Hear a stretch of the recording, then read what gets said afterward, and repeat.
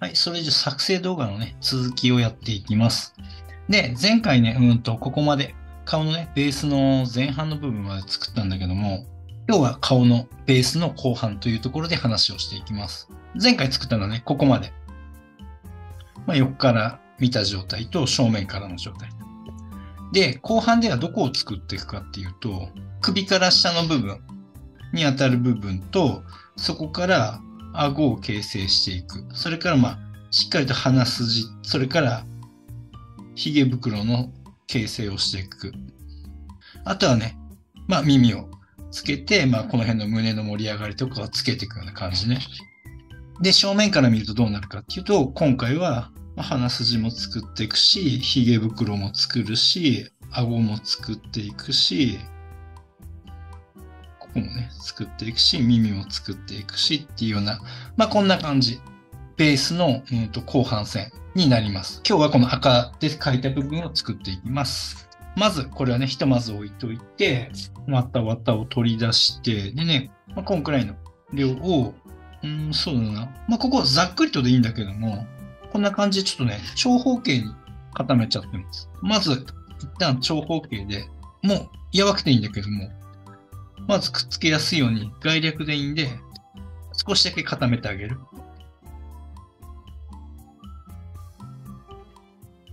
で、後頭部っていうか頭の部分につける部分も少し、丸くグッと置いてあげて、これはもう全然ざっくりでいいんだけども、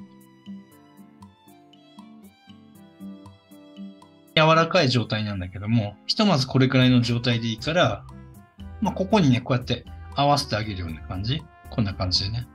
スピード針とかを使って、これとりあえず貼り付けていく。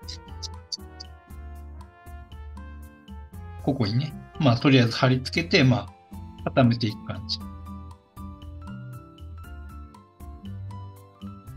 でこの曲がってついたりしてると思うんで、ちょっと調整しながら、まっすぐつけてあげる。で、この時ね、裏から刺す時に、あまり奥まで刺してると、目玉にヒットしちゃうのね。ガラスに目玉にヒットさせないように注意しながら固めてあげる。もうここの工程は結構大雑把に固めて、とりあえず形作ってあげるだけ。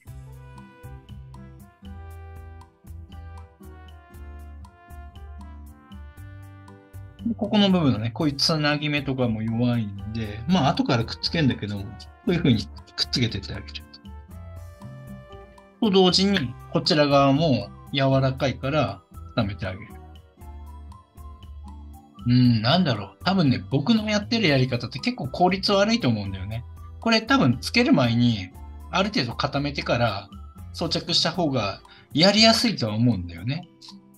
ただ僕がなぜこのやばい状態で装着してからこうやって固めていくかっていうと、このつける前にあまり固めてから装着しちゃうと自由度がなくなっちゃって、結構大きく形を調整したいときにもう固めてしまってるから、なかなか調整しづらいんで、もう僕はもう常にこのやばいものを取り付けて、それを少しずつ形にしていくっていうやり方をしてるんだよね。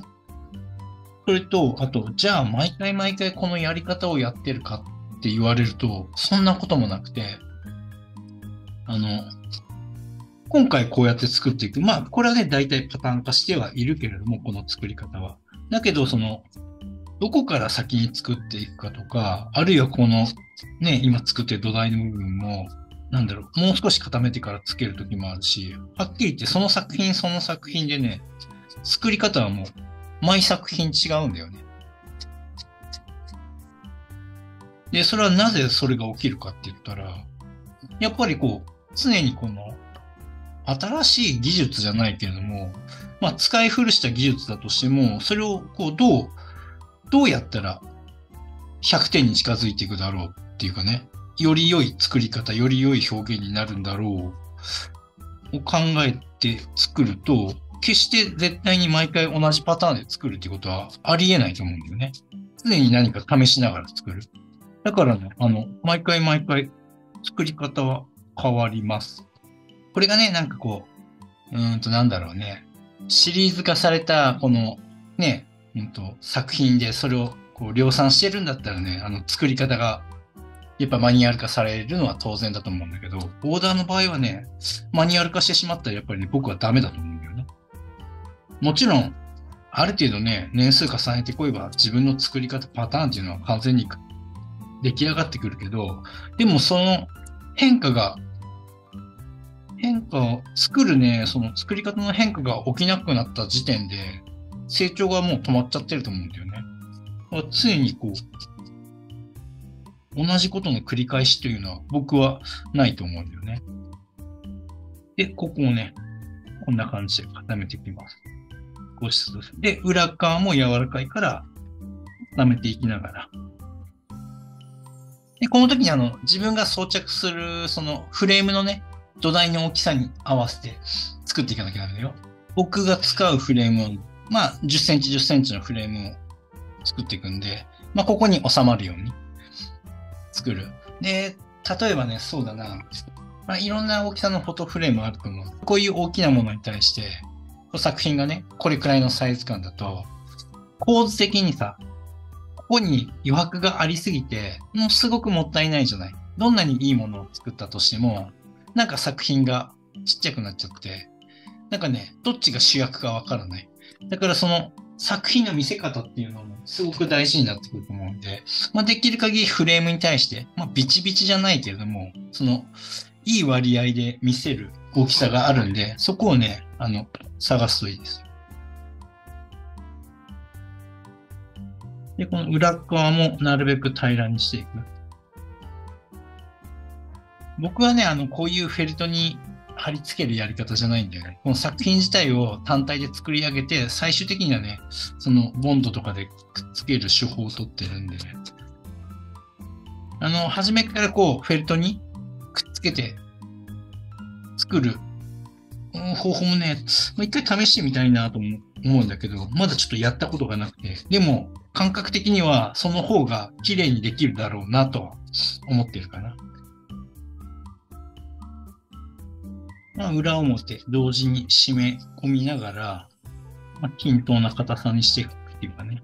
ここである程度固めてないとやっぱり植毛の時にさ、へこんじゃうからさ。かといってね、最初の作ったこのベースの時の硬さぐらいまでの硬さには、そこまではする必要ないけど、でも限りなく近い硬さにはする。まあ、やっぱりね、こういう角っこ、こういうとこは弱いから、ここはやっぱりその、角をうまく作ろうとはしなくていいから、しっかりまずつけてあげる。ベース作る時の考え方と一緒だよね。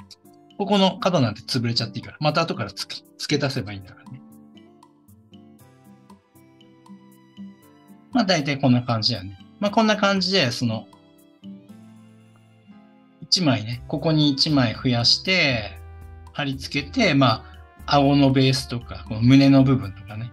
でもひとまずこんな感じ。で、じゃあ次に、まず顎を作ろうか。じゃあ顎いきます。で、顎作るときもなんだけど、まあ、適量というかね、これぐらい取って、で、これをね、まあ、おむすび型じゃないけど、こういう風にまた、こんな感じでおむすび型っぽくして、した状態で僕は、ここにね、持っていくんだよね。こういう状態。で、あまり後ろに顎が引いた状態じゃなくて、ちょっと下顎出してるぐらいの状態で、つけてあげて、で、顎もね、一発で作ろうとはせずに、まあ、どこのパーツもなんだけど、まずはその、ベースとなる部分というか、土台となる部分を作るんで、まずこんな感じでね、この辺を押さえたら、この喉元というかね、この辺を固めてあげて、で、ここ弱いじゃない。やわいじゃない。これを全体的に少しずつ固めていってあげる。これ今スピードバーにね、使ってる。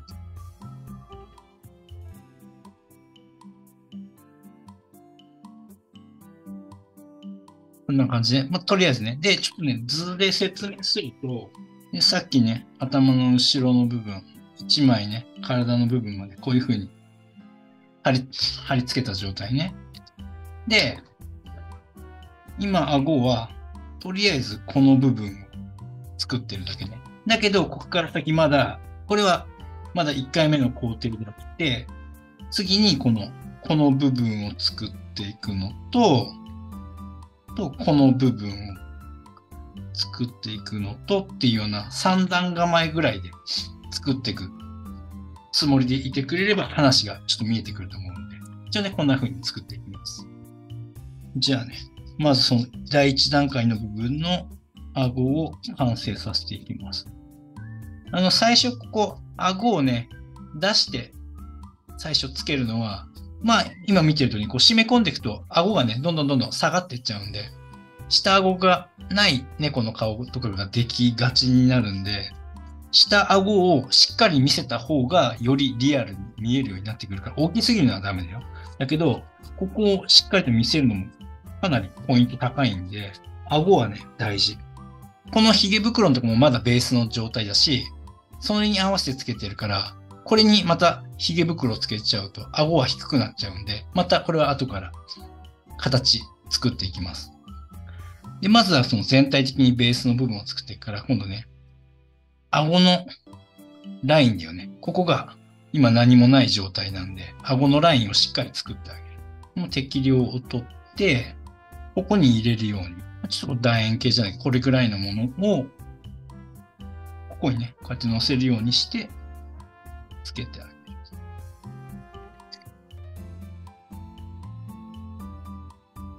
でね、前半で作ったこの頬骨の部分あるでしょ。これは埋めないね。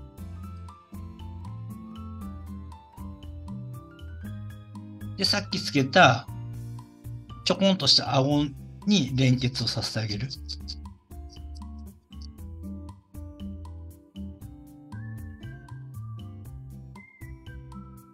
こういう状態ね。ここで顎と連結をさせて、この顎のラインだよね。顎のラインを今、まだふっくらしてるけど、そこを作っててあげる。こんな感じでつけたら、これを締め込んであげるね。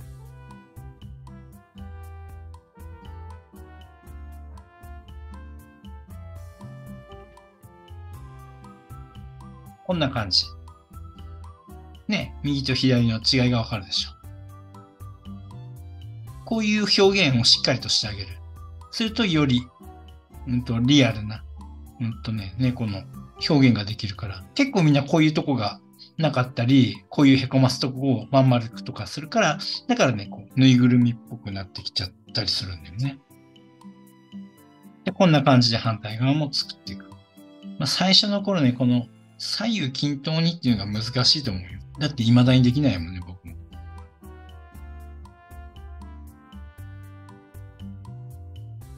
こんな感じでつけて締め込んでいくね。ここの顎のラインをつなげて、こういうラインを作ってあげる。こういうところだよ。形にこだわって固まってないのに、この形をとにかく守ろうとして固めない、崩さないようにするのは間違いだからね。こっちの形とこっちの形当然違うから。だって手に取った量絶対同じじゃないんだから。測ってないしね。測ってたとしても、締め方で変わっちゃうから。だから形がね、崩れるとか変わるっていうのを恐れずに、しっかりとまず、大事なのはしっかりと固めるっていうこと。でガチガチにするんじゃないんだよ。ガチガチじゃなくていいけど、ある程度植毛したときに、ベースがへこまないように、それぐらいの硬さは必要なんだから、そこまではしっかりと固めてあげる。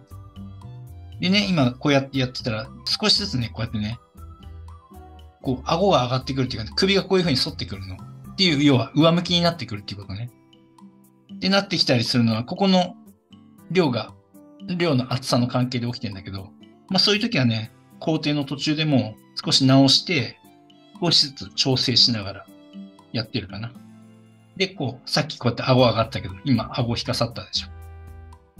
で、こういう風に全体的にその形、バランス、作りながら微妙に変化してくるものに対応しながらやっていくっていうのがいいかな。で、例えばさ、今だったらこうやって顎引かせて、こういう形になったけど、それ真横から見るとね、わかるんだけど、この角度が今理想で作品として作りたい角度なんだけど、ここがね、当然少ないじゃない、薄いじゃない。そしたらこういうとこも気づいた段階で補強してあげて、こうやってね、足してあげる厚さを。これ今スピードバリね、使ってるの。これはレギュラー。なんとなく見たらわかるかもしれないけど、ここね、凹んでるんだよね。ここはね、後で入れます。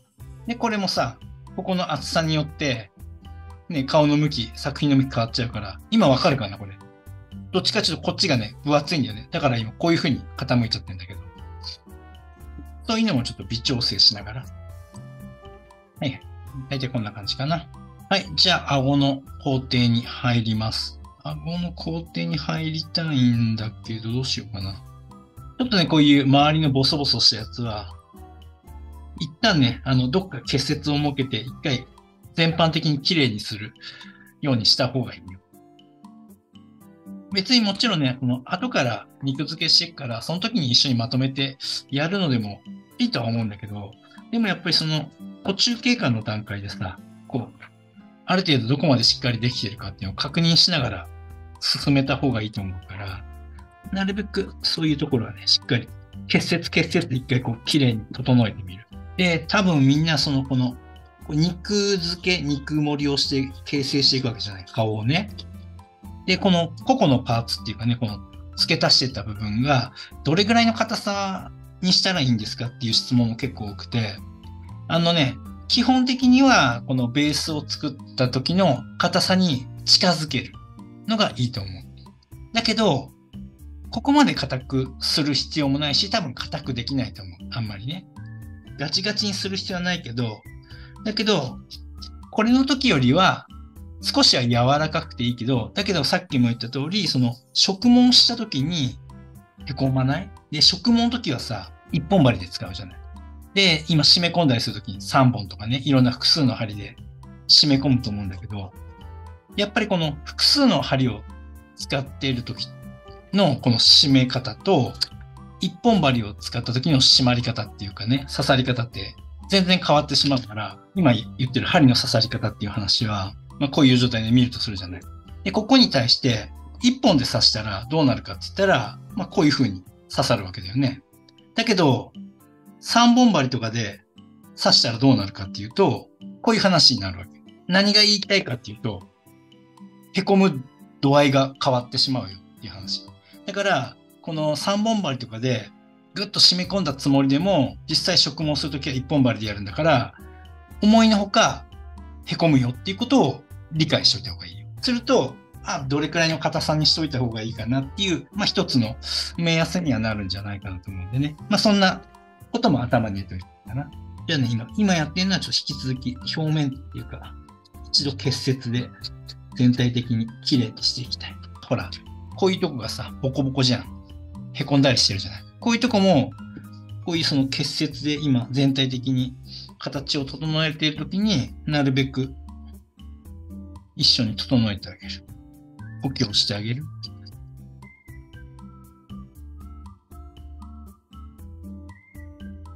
手間っちゃ手間なんだけど、でも多分こういう小さいことをちゃんとやっていかないことの積み重ねで、どこかで大きなしわ寄せが来るから、やっぱりある程度途中段階でね、仕上げてあげる。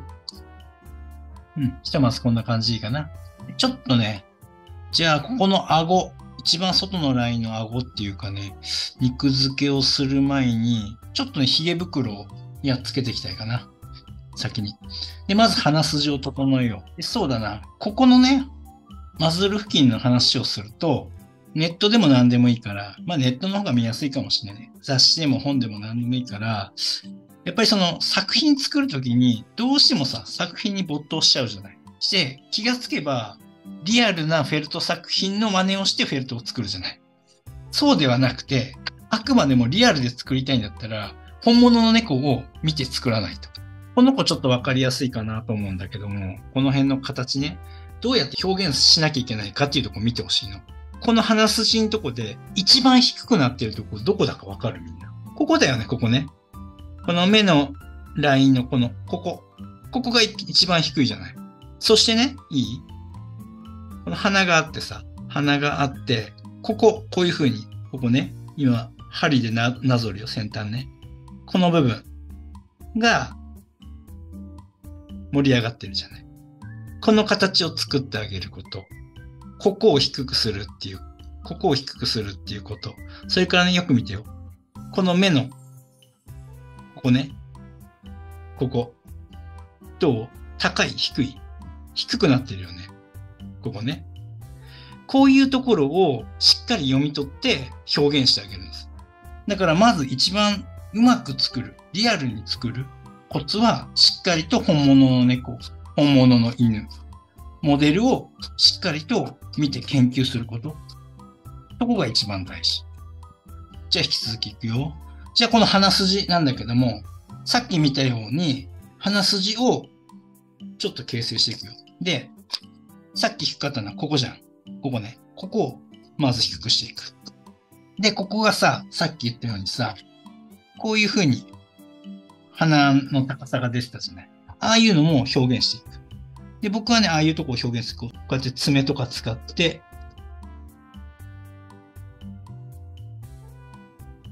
こう狙ったとこを低くしていくように。で、ここも低かったじゃない。この部分ね。そういったところもベースの段階からしっかりと低くしてあげたりして表現してあげる。で、まぶたのところを薄く作ったりして、今これもそうなんだけど、こっち側ね、これ今薄いんだよね。そういう時は必要な分だけ補強してあげる。こういうところを、細かいところをやるときは、こうやってねじねじしてあげて、ある程度指で固めたものを、トントントントンとこう貼り付けるような感じ。まあざっくりだけどこんな感じだよね。鼻のこの部分とかさ、ここが低くなってるとか、この辺が低いんだよっていうのね。で、なんとなくここまでやると、それっぽく見えてきたから、じゃあいよいよ、髭袋をいこう。少しね、取って、次はね、ほんと、小豆ぐらいの大きさのものを、こんな感じね、こんな感じで、これその子によってだけども、その角度ね、しっかり考えてつけてあげる。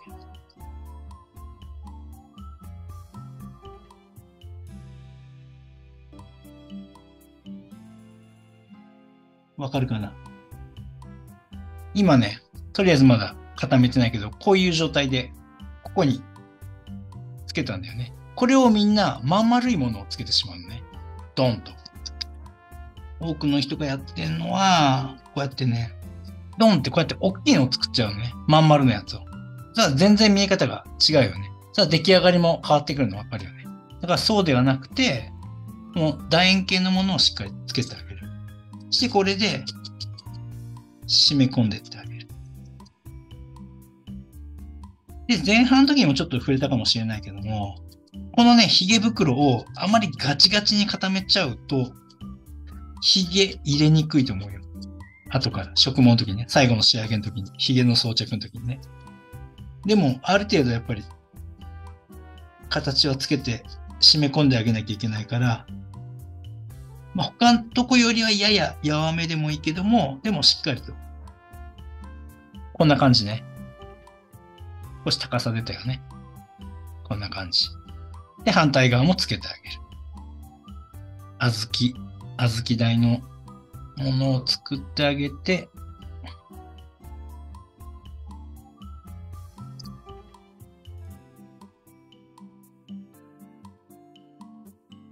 僕はね、ちょっと角度的にはこういう風に、少しこの髭袋の端が上がるようにつけるんだよね。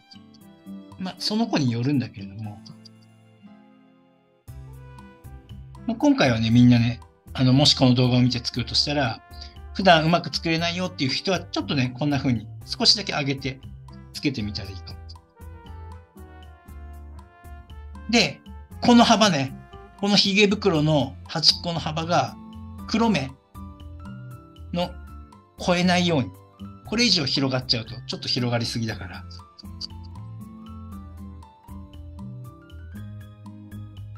全般的に硬くしすぎないけど、しっかりとでも締め込んであげる。でね、こんな感じね。ここは少し上がるようにこの潰れた楕円形のものをこうやって上がるようにつけてあげて、真上から見ても、今こっちちょっと出てるけどね。要はこういう風に、角度的にはこういう風につけてあげる。これが、こっち側ね、この端っこが前に膨らんでいると、後々おかしいから、ここをね、しっかり、この角度も気をつけてあげる。ちょっと極端に表現すると、これちょっと見せるために今極端にやるからね。普段ここまでしないんだけど、見えるかな。ここね。ここね。要はこんな感じでつけてあげる。で、ここはへこんでる状態ね。こういうとこね。へこんでる状態ね。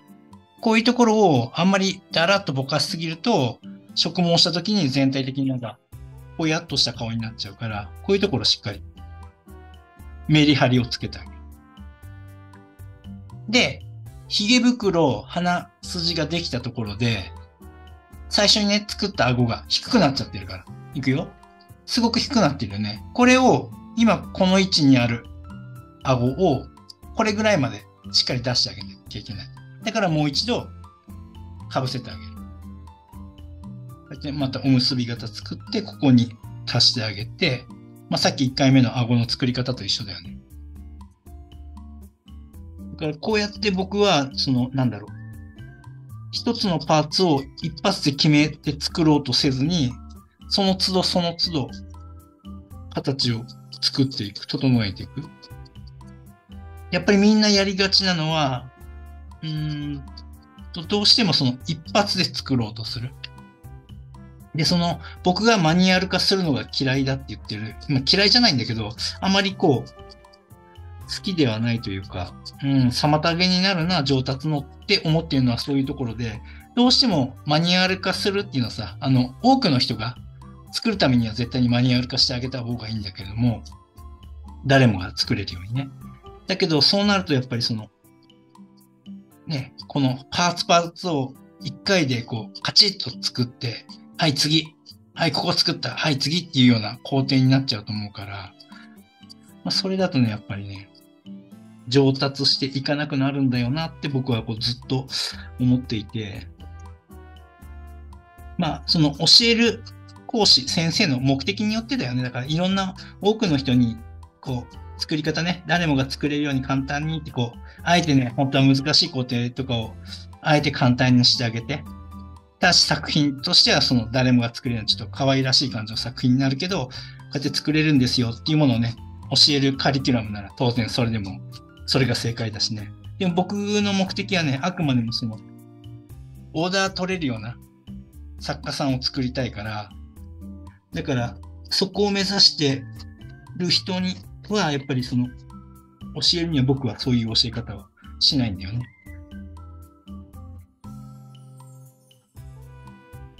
はい、顎作ってこんな感じね。これぐらいまでは出した方がいいかな。で、出したところで、ここの顎のラインがさっき作ったじゃない。そことのこのバランスが悪くなるから、ここも足りなくなった分しっかり顎のライン作ってあげる。これぐらいでね、取ってあげて、この薄くなってる、この部分だよね。この部分に補強してあげる。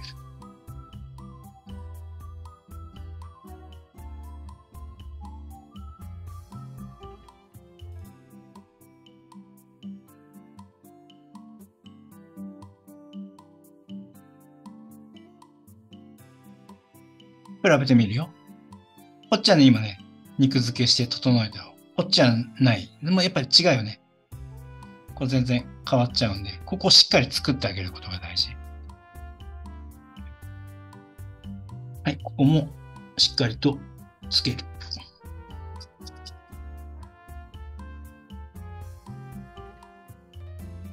はい、こんな感じでね、しっかりと顎のラインを作ってあげる。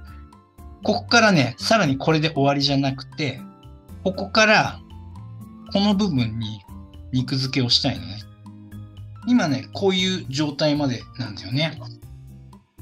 で、ここから今から作るね、この部分の話をすると、ここからね、この目尻の線よりちょっと上を狙って、ここに、こういうふうにね、盛り付けをしたいというか、今できているのがね、ここまでの状態なんだけど、これだけだとちょっと足りなくて、この言ったその目尻の延長線ちょっと上ぐらいを狙って、ここにね、こういう風にね、肉付けをしたいのね。で、この部分を作ります。結構ここの表現をしてない人が多いかな。そこを作ってあげた方が、より猫らしいシルエットになるから、これくらい適量を取って、こんな感じでね、丸めてあげて、そうだね、この辺くらいから、こんな感じでつけるイメージね。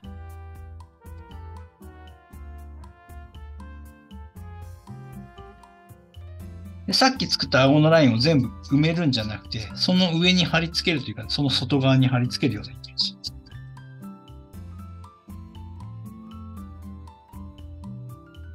ひとまずこんな感じね。でこれを締め込んでいく。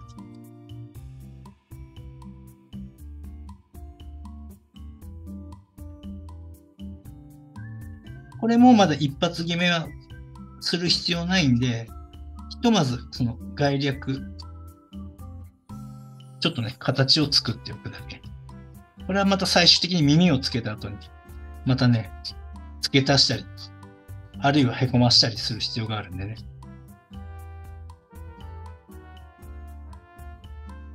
っかりと締め込んでいってあげる。反対側からもね。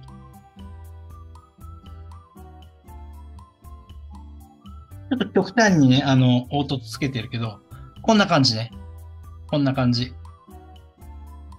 こんな感じで、ここを、エラの部分っていうかね、そこ顔の横の部分の肉盛りをね、少ししてあげる。すると、違うよね。雰囲気が変わるんで。で、こっち、反対側もやります。最初ね、これね、量がちょっと難しいと思うんだけれども、足りなかったらね、足せばいいだけなんで。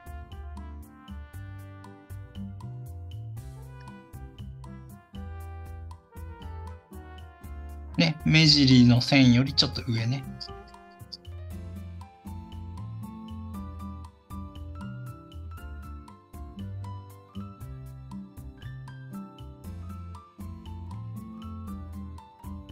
これね、今とりあえず今回この手順というかね、この進め方でやってるけど、耳つけた後にこれを作るときもあるし、今回みたいに先にこれを作るときもあるし、結局、その時のね、その作り方というか、決めてはいないんだよね、特に。ただね、これを先にやることによって、耳の位置が分かりやすいんじゃないかなとは思うかな。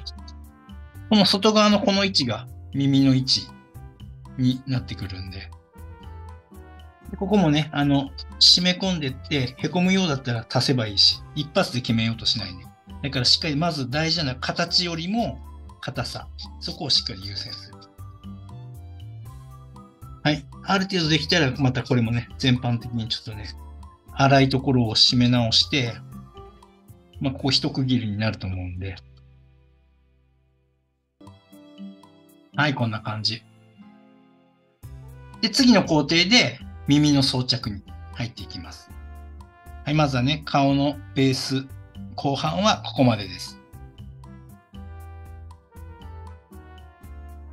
はい、それじゃあね、次の工程で耳の作成に入ります。で、わたわたとか取って、でね、大体こうやって折りたたまさってると思うから、これをね、一回広げてあげる。で、ここはね、適当なんだけども、作品に対して使う耳の大きさ、それよりもね、ちょっと多めに、かなり多めに取っちゃっていいから、これぐらいかね。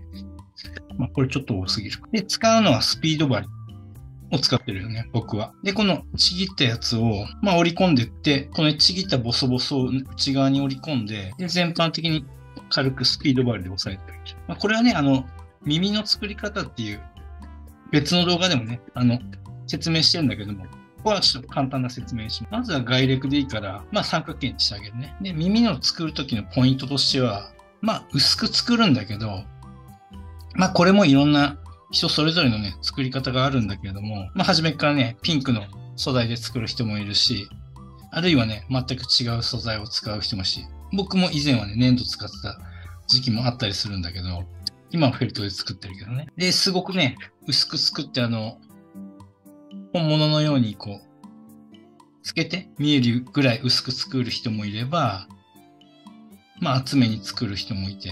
で、僕は今どちらかというと、オーダー作品なので、耳を薄くして、なんていうかな、透かしてみたら、光とかに透かしてみたら、透けて見えるような作り方は僕はしてないのね。で、理由はなんでかって言ったら、やっぱり、お客さんの手元にね、もう、ずっと残る作品になるから、だから強度を重視してる。だからあまり薄くしすぎないようにはしてるかな。とはいえだよ。とはいえ、やっぱりこのね、縁の部分、ここは薄くないとね、仕上がりが非常に残念な仕上がりになっちゃうから、耳だけ分厚くてね。だから、ここはもう可能な限り薄くしてあげる。この縁の部分はね。で、この中心部分っていうかは、ここも薄くしちゃうと、もうふにゃふにゃで強度がなくなっちゃうから、だから、周りは薄くするけど、ここはある程度の厚みを持たせるように作ってるんだよね。で、まずスピード割りで全体的に潰して硬くしていきます。で、この時の形気づいてる人いるかもしれないけど、底辺の長さが違うんだよね。この長さね。わかる？これ、あえてやってるんで、片方を長くしてるのね。で、ここからが、僕はこの蓋を使ってるんだけど、これは何の蓋かっていうと、僕がフェルトを入れてる、100均、ダイソーのね、やつなんだけど、これの蓋をね、2つ使って、こうやって挟めてあげる。そうすることで、ここにこういう風にね、蓋と蓋で挟んであげる。こんな感じね。で、これね、いいのは透明だから、中の状態を確認できる。で、これを上から指で押さえつつ、ここの隙間があるよね。ここにニードルを入れて、角を横方向から整えて、形をね、あえて上から押さえつけてやる。押すかな。これでね、ここは横方向から刺すことができて、さっきより強度が出てるんだよね。で、できたらまたもう一度上から叩いて、断面、こういう断面図で見るとしたら、イメージね。これをここでズバッと切った断面図を見せるとしたら、イメージはこういうつもりで叩いてるんだよね。これね、この端っこの部分が可能な限り薄く。で、中心部分はある程度のこの厚みというかね、を持たせるようにして固めていく。そんな風にやってる。この段階じゃね、まだ全体的に平べったくていいんだけど、それでもやっぱ端っこの方は薄くしていく。で、ある程度締まってきたら、僕はね、結構ここから、3本針使おうか。3本針とかで、かなり細かい感覚で何度もね、こう潰していく。でこういう細かいところを、ニードルね、針誘導するのに、僕は結構こうやって、爪を使ってやるんだよね。包丁を切るときに指こうやってやるのと同じイメージで。で、これは、スピード針。これもね、かなり細かく。刺すっていうよりも、ほんとこの先端部分を、当ててるというか、刺してるというかね。で、この薄くつけるときに、このブラシに引いてる、このマットのフェルトね。これにまで刺さらないように気をつけてる。あくまでもこの素材のフェルトだけしか刺さないつもりで、こうやって整えてるんだよね。でこれなんでかって言ったら、あまり刺しすぎちゃうと、今これもすでにくっついちゃってるんだけど、これとね、どうしてもひっついちゃうから、だから深く刺しすぎないようにする。で、こんな感じで、このね、縁5ミリぐらいを、今みたいに潰していくんだよね。反対側もかなり地味な作業になるんだけどやっぱりこの、しっかりと、こういうところの薄さとか、細かいところを表現するときは、やっぱりその、時間かけて、細かく丁寧に、やっぱり鉄則なんで。この、潰すときにやっぱ適してるのは、スピード針の方が適してるかな。レギュラーだと刺さるけど、あんまりちゃんと固まっててくれないから。スピードだと、先端当ててるだけでも、結構、固まってってくれるんで。はい、こんな感じね。で、だいぶね、こうやってね、薄くなるよね。こういう風に、こんな感じね。で、同じように、もう一個の方も三角に折りたたんで潰してやる。なるべくね、同じような形になるようにするんだけど、で、やっぱりこれなんかここ薄いじゃない。そういう時は、上から足してあげて、補強してあげる。今回見せるのに一つずつやってるけど、僕は作るときね、同じ大きさに見ながらしたいから、こうやって2つ並べて同時に作りながらやるんで、いろいろね、やりやすい方法を見つけてやるといいんじゃない？例えばね、今こうやって動画を見せながら、あるいはフェット教室とかでも、先生がこうやって見本を見せながらこうやってるときあると思う。で、例えばさ、今説明してるように、同じようにやってたとしても、やっぱり刺し方が違ってたり、なんだったら針の種類も違うからね。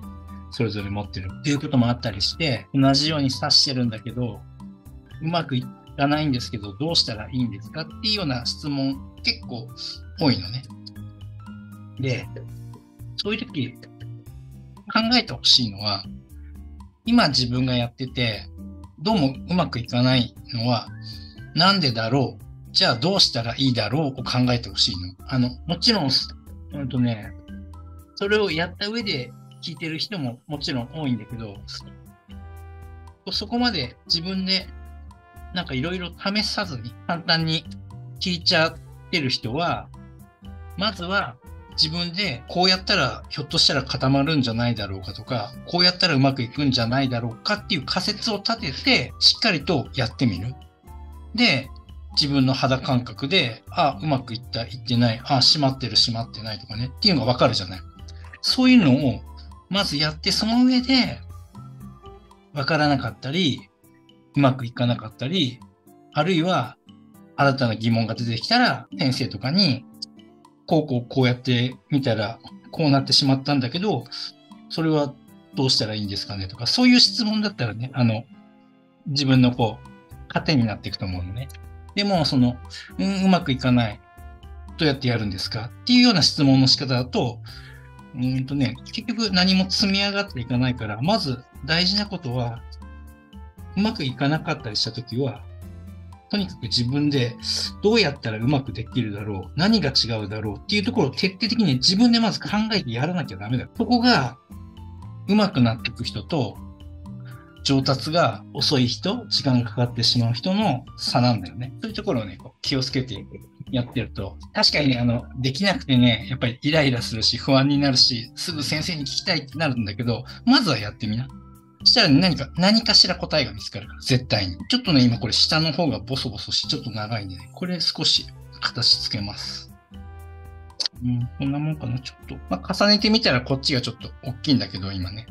で、大体できたら、ちょっとね、合わせてみて、大体いい感じの大きさになるかな。で、なぜ僕がこちら側、三角形の底辺を、綺麗な二等辺三角形じゃなくて、片方をね、長くするかっていうのわけがあって、これをね、こういう綺麗な二等辺三角形にして作っちゃうと何が起きるかっていうと、猫の頭につけるときにこうやってつけちゃうんだよ。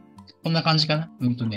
言いたいのは、この二等辺三角形にすると、装着がね、こういう装着しかできなくなるね。この丸い頭に対して、こういう風に装着するもんだから、こうやって耳が寝ちゃう。こんな感じで今、顔できてると思うんだけど、ここに対して綺麗な二等辺三角形だと、こういう風についちゃうんだよね。こういう角度で耳がついてしまうんだよね。で、そうではなくて、外側が長くしてると、こういう風につけれる。こういう角度でね。で、この耳の角度の違いが出ちゃう。で、なるべく耳をしっかり立ててあげたくて、こういうことをしてるね。で、後から出てくるんだけど、さらに僕はここに耳つける前にこの耳の土台の部分を、ここにさらにね、肉付けをするんだけど、それをしてから、こういう角度で耳をつけてあげる。そんなイメージ。なので、この耳は、後からこれ植毛を今していくんだけど、この長い方が顔に対して外側、こういう状態でつくんだよっていうつもりでいてね。で、まず一回この耳のベースは置いておいて、先に今言ったこの耳の土台っていう部分を作るからね。で、ここね、この部分ね。この部分はこませたじゃない。こうやってへこんでるよね、ここね。で、ここはそのままにして、ここはね、この後ろの部分、ここからなだらかに盛り上がっていって、ここの後ろの部分を大きくするんだけど、これも一発決めしようとせずに少しずつやっていくんだけど、大体これぐらいのやつ、適当にこうやって丸めてもらって、で、ここにつけてあげる。ここね。こういう感じね。こういう感じで正面から見たら。で、ここ作ったじゃない、この横の肉付近とかね。これは埋めないね。これと連結させない。これの一番上、ここの部分あるじゃない。この目尻よりちょっと上から肉付けしたんだけど、その上からつけてあげるイメージ。で、さっき言ったように、ここのへこみを埋めない。ここはへこんでるけど、ここからなだらかになるように作っていく。ひとまずこんな感じでつけるんだけど、で、これをこんな感じね。こんな感じでついてるのを潰して、全体的にこのなだらかにしていく。大体いいかな。こんな感じ。ここはね、へこますね。見えるかな。こんな感じ。ここはへこんでる状態ね。引き続きね。こんな感じね。僕はこういうのを必ず作るようにしてるんだよね。で、これによって耳をね、こういう状態でつけたときに、ここがね、足りなくならない。こっちがね。どういう角度でも、これだったらある程度自由度が効くんだよね。こんな感じでつけていくイメージね。そのための土台。これはね。じゃあ反対側も。ここを刺すときもそうだけど、とにかく目の周りに針入れるときは、目玉刺さないように、いろんな方向から十分気をつけながら、こうやって形を作っていくね。で、当然やっぱり慣れてこれば、つける量ね、だいたい均等にできると思うんだけど、それでもやっぱり、厚さが変わってきたりするから、そういう時は足りないところ、弱いところとかに少しずつね、こうやって補強していってあげる。はい。だいたいこんな感じかな。ここは凹んでるんだけど、ここなだらかにしてあげてね。必ずね。こんな感じ。でちょっとね、耳行く前にもう少し、今度ね、顔の、っていうかこのベース自体を完成させたいと思うので、まずはこの首から上の部分は、もうこれでベースとしては完成ね。で、ちょっとね、今度、首元部分、ここがちょっとね、小さすぎるから、もう少し肉付けします。で、例えばね、ちょっと体格のいい子いるじゃない。太り気味の子とかね。そういう子は、こうやって肉盛りをしてあげて、表現してあげることも必要だし。で、今回はちょっとね、じゃあ少し太めの子じゃないけれども、首の肉を少し表現したいんで、作ります。ここはそんなに難しいことはなく、こういう風に、こういう状態のものをだんだん締め込んでいってあげる。で、ここも同じく当然硬さは、他のベースの部分と同じくらいの硬さまで持っていってあげる。の硬さっていうのは、植毛した時に凹んでいかない硬さ。こういうふうに肉が乗ってるような状態。三段バラとかじゃないけどさ。こんな感じで作っていきたいから。で、この下の段もね、ちょっと低すぎるからもう少し持ってあげる。ここはね、今作りながらだけども、自分のそのフレームのサイズに合わせて、ここが一番作品の末端になる部分だから、そこはもう作りながら形を整えていったら、形的にはこんな感じだよね。で、これはまだやわいから、これをちょっと締め込んでいく。はい。じゃあこんなもんかな。これでね、ベース自体は完成だね。この裏側のまだ完成じゃない。この裏側のね、こういう際とかまで綺麗に仕上げてあげるね。で、最初にも言ったけど、僕普段ね、全身しか作らないから、あんまりフレームタイプね、作らないんだけれども、僕が作るときは、この作品自体を後から木のフレームにもう直接接着剤でつける手法を取ってるんだけども、そうではなくてね、この背景部分になるようなフェルトにくっつけたいっていう人は、またこの段階からでもね、つけれるだろうし、刺し固めてね、ここから上から刺していけば、フェルトとある程度は圧着できると思うんだけど、それでもやっぱり多分弱くなると思うから、縫い付けるとかね、いろんな手法があると思うけど、そこはね、それぞれ好きなように表現してあげたらいいと思うんで、僕はもうこのままいつも通り接着する方向でいきます。で今見てもらったらわかるんだけど、こうやってここ全般的に凹んでるでしょ。